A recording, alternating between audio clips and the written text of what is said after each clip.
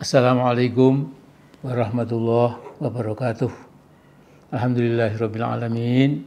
Wassalatu wassalamu ala asyrafil anbiya'i wal mursalin wa ala alihi wa sahbihi ajma'in. Amma ba'd. Saudaraku, dalam kenyataan kehidupan politik banyak kita temukan pemimpin yang tidak mau turun karena bius atau racun kekuasaan itu.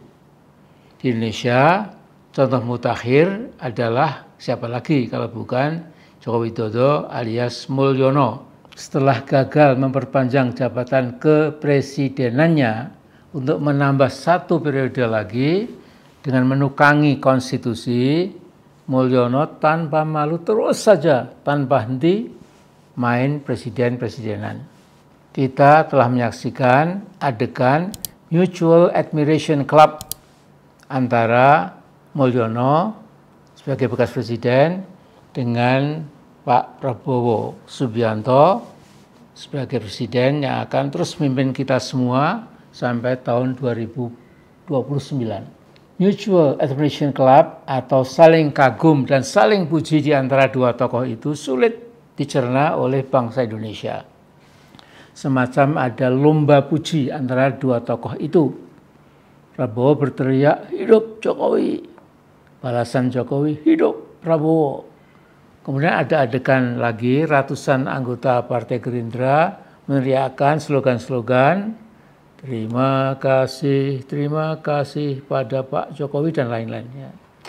Saya lupa lagunya itu. Nah, jadi mengharapkan pemerintahan Pak Prabowo bakal berbeda dalam arti lebih baik dari rezim Jokowi atau Mulyono merupakan harapan sia-sia. Seperti kata-kata dalam lagu Ojo Lamis karangan Kinarto Sabdo itu ada kata-kata kaya ngenteni tukuling jamur ing mangsa ketiga. Jadi seperti menanti tumbuhnya jamur di musim kemarau. Ini padanan dari Pak Kinarto Sabdo yang sangat jitu ya. Sesungguhnya konsep Jawa dan konsep dunia barat tentang kekuasaan bisa dibilang mirip atau lebih kurang sama. Di barat berlaku semacam kearifan bahwa pemimpin yang baik itu tahu kapan waktunya harus turun panggung yang dalam bahasa Jawa disebut lengser ke Prabon. Di dunia barat ada penggambaran yang sangat sederhana yakni a good leader knows when it is time to step down. Jadi presiden yang baik itu tahu persis kapan waktunya ketika dia harus turun panggung. Sedangkan di tanah Jawa dikenal konsep lengser ke Prabon seperti dicontohkan oleh Begawan Abiyosho dalam cerita pewayangan. Walaupun cerita dalam dunia pewayangan, cerita Begawan Abiyosho, kakek Pandowo dan Kurowo sangat mengilhami kita semua. Begawan yang arif bijaksana ini setelah menyelesaikan tugasnya menyerahkan tahta Hastinapura kepada Raden Pandu Dewanata, putra kedua dari Begawan Abiyosho itu. Kemudian ia meninggalkan istana dan bermukim di pertapaan.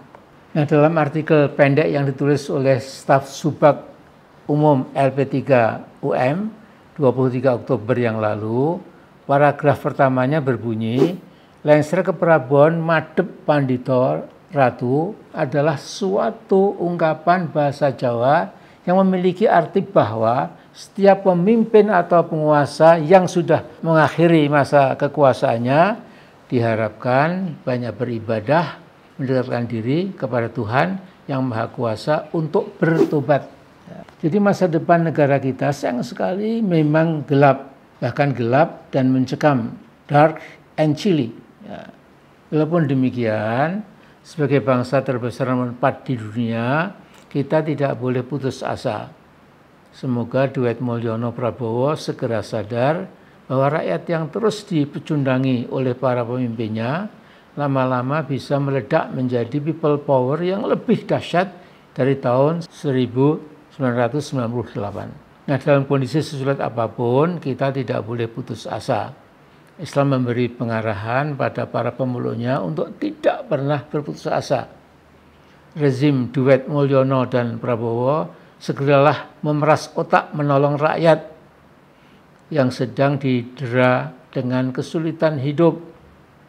Kemiskinan makin meluas, PHK yang terus menambah angka pengangguran yang makin meresahkan, dan lain sebagainya.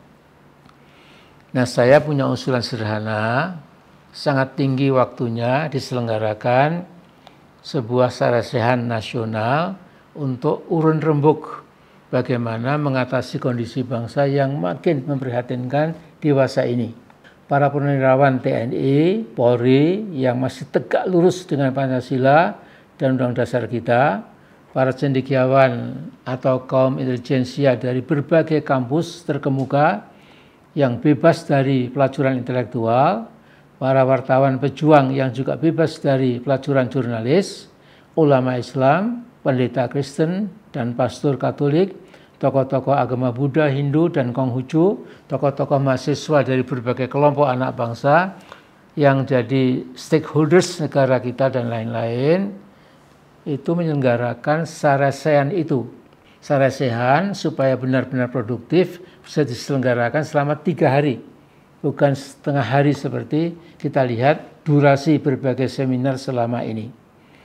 Dan penyelenggaraan seminar dibiayai oleh peserta dengan menerima sumbangan dari luar. Bantuan dari luar bisa-bisa jadi racun berbahaya. Nah, ini hanya pikiran dan usulan sederhana saya. Siapa tahu hasil seminar itu bisa menyinari keruwetan dan kegelapan yang kita alami sekarang ini. Nah, saudara-saudaraku yang saya hormati, saya cintai, ini memang Mulyono ini saya kira sudah miring. Jadi ya miring dalam arti mental atau miring dalam arti posisi politik ya. Jadi memang dia itu biang keroknya dari keonaran, kegaduhan, kegelapan masa depan bangsa yang kita cintai, bangsa Indonesia. Nah, jadi itu catatan saya untuk kali ini.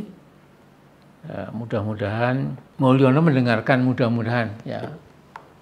Tapi saya tahu Mulyono tentu ditutupi supaya tidak pernah melihat YouTube, melihat video-video maupun juga mungkin berbagai pidato di medsos yang lebih terbuka, lebih jujur, lebih apa adanya. Ya.